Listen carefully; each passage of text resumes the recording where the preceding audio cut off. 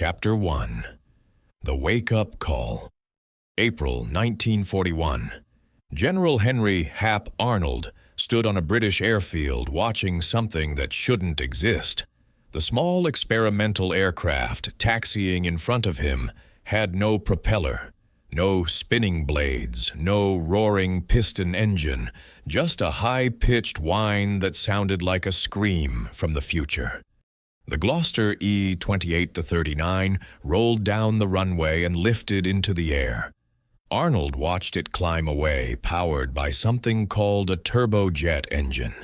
The British engineer standing beside him, Frank Whittle, explained how it worked, how compressed air mixed with fuel created thrust without any rotating machinery visible from the outside. It was elegant, revolutionary.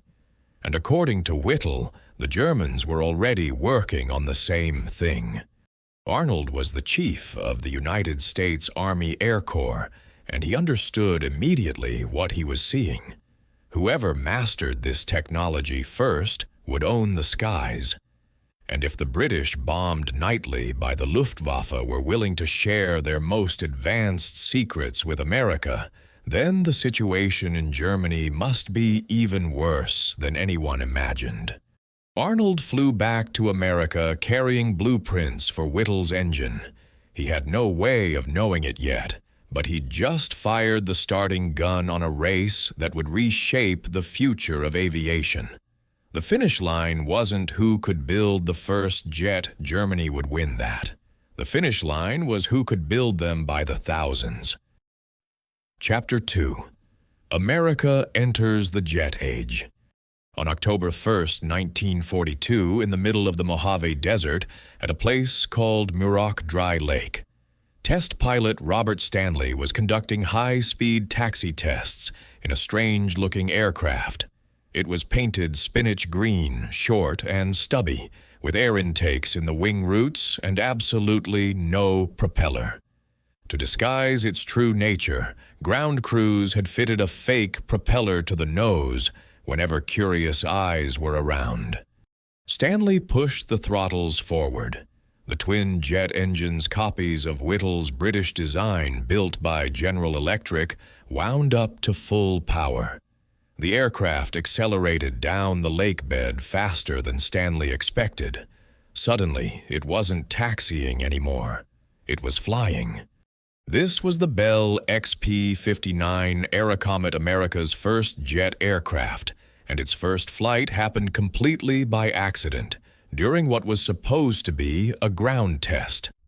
The official first flight came the next day, October 2nd, when Colonel Lawrence Craigie took the controls and climbed to 10,000 feet.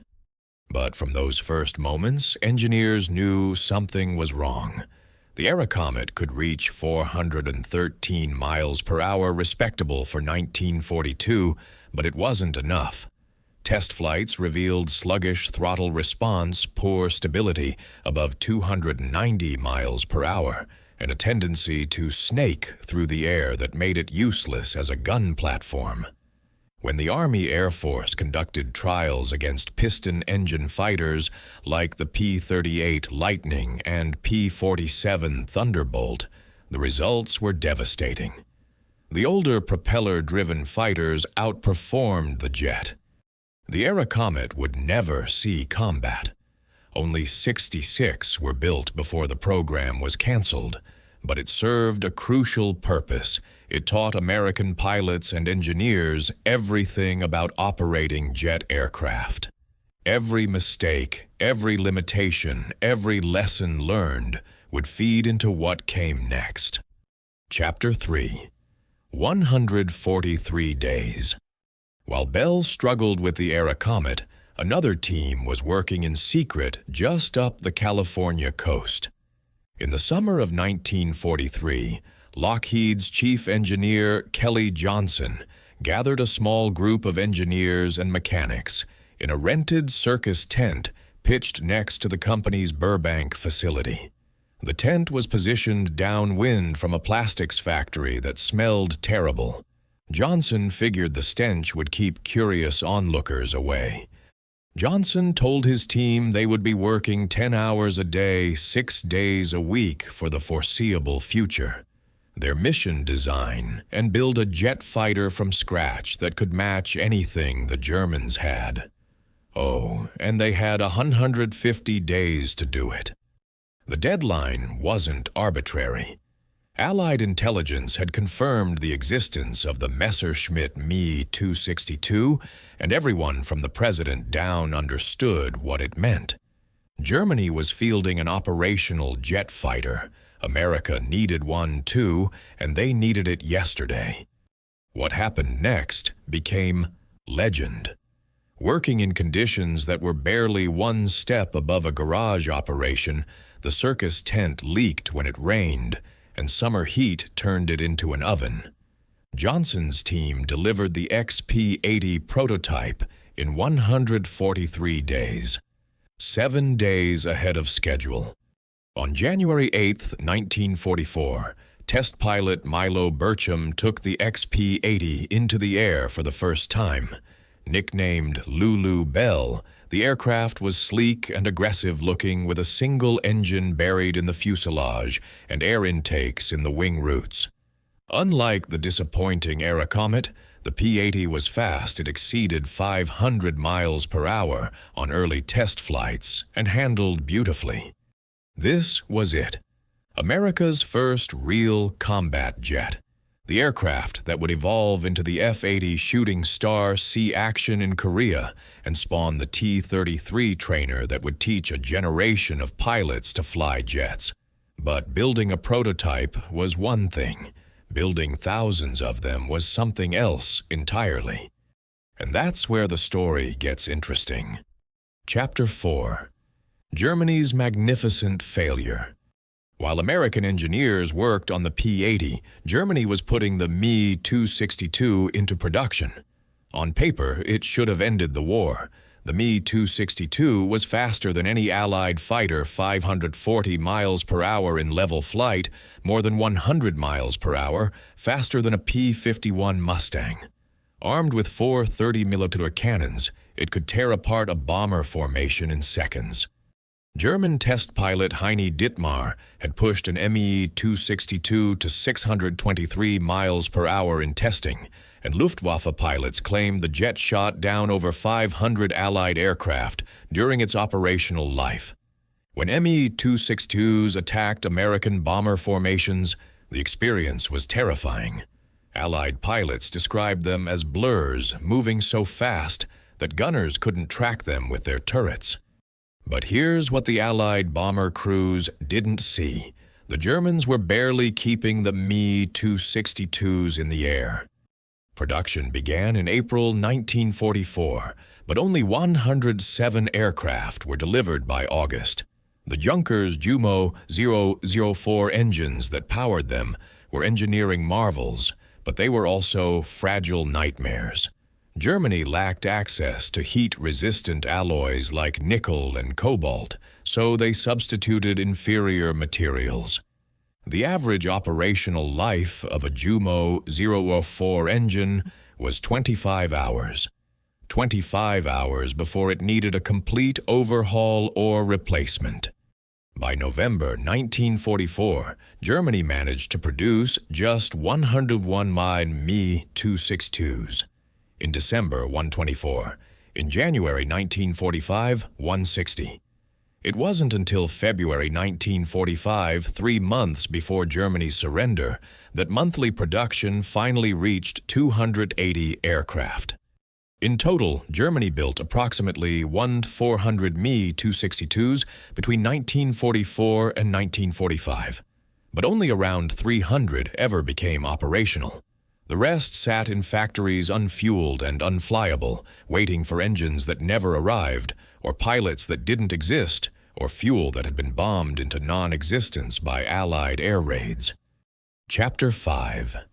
The Arsenal of Democracy. Now let's talk about what was happening in America at the same time.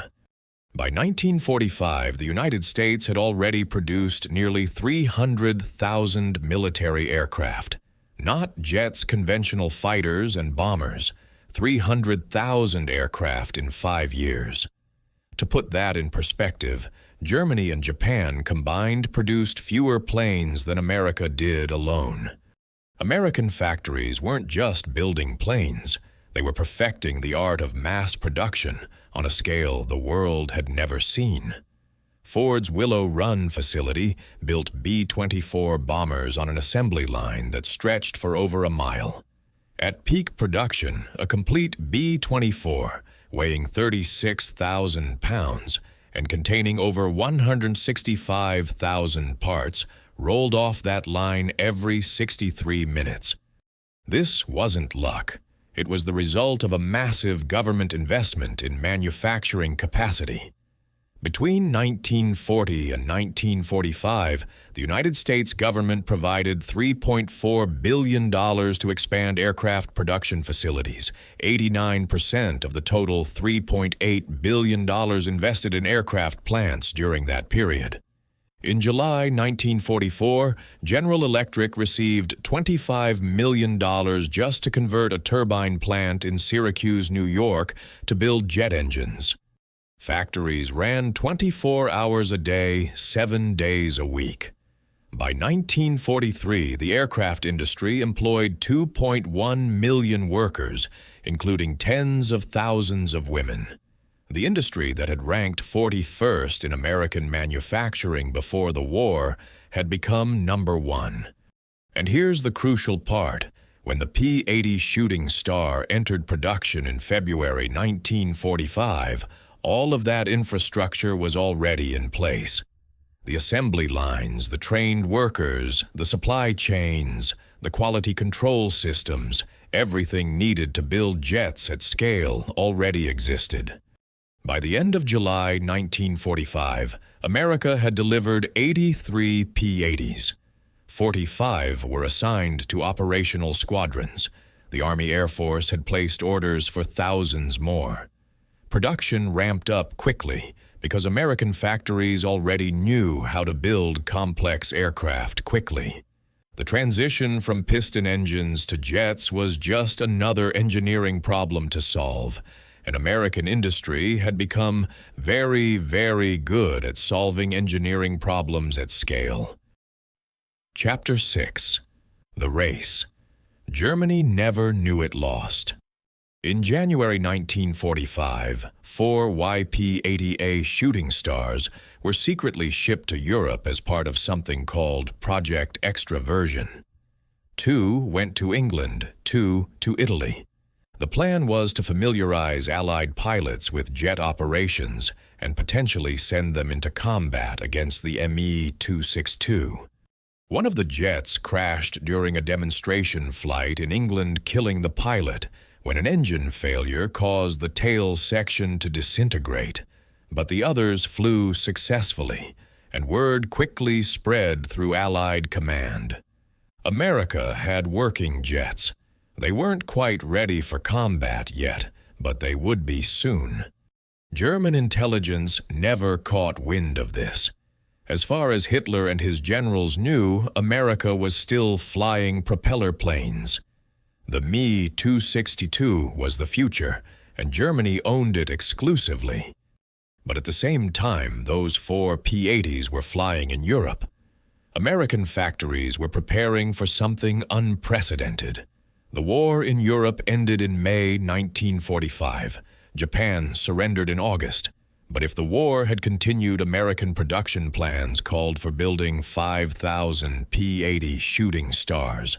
5,000 jets using assembly line methods perfected on hundreds of thousands of conventional aircraft. Germany's total jet production over 2 years won 400 aircraft with only 300 operational. America's planned jet production for a single year, 5,000 aircraft. And unlike the temperamental Me-262, the P-80 was designed from the start for mass production. It used readily available materials. Its engines were reliable. Its maintenance requirements were reasonable. The difference wasn't in engineering. Genius German engineers were brilliant. The difference was in industrial capacity. Germany could build a wonder weapon. America could build 1,000 wonder weapons before lunch and still have time to eat. Chapter 7. The Legacy. The P-80 never fought the Me-262. By the time American jets were ready for combat, Germany had surrendered, and the Me-262s had been abandoned or destroyed. But 5 years later, when North Korea invaded South Korea in 1950, F-80 Shooting Stars were among the first aircraft to respond. On November 8, 1950, Lieutenant Russell Brown, flying an F-80, shot down a North Korean MiG-15 in the world's first jet-versus-jet air combat.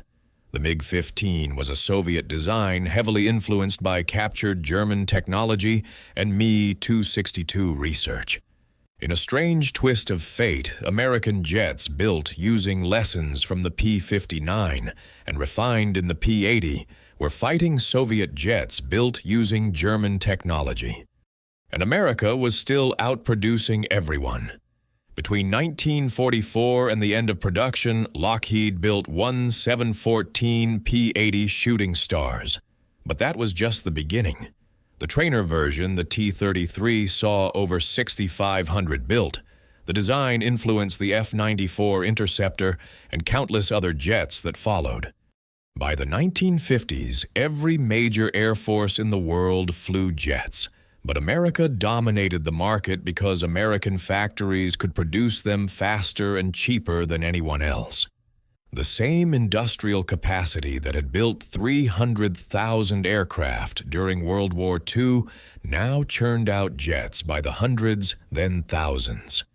Hitler had bet on superior technology winning the war. He believed the Me-262 would turn the tide, that German engineering excellence would overcome Allied numerical superiority. He was half right. The Me-262 was the most advanced fighter of World War II. But wars aren't won by individual weapons. They're won by the ability to produce those weapons in numbers that matter. In December 1940, President Franklin Roosevelt gave a fireside chat where he declared that America must become the great arsenal of democracy. Most people remember that phrase. What they forget is what Roosevelt said next.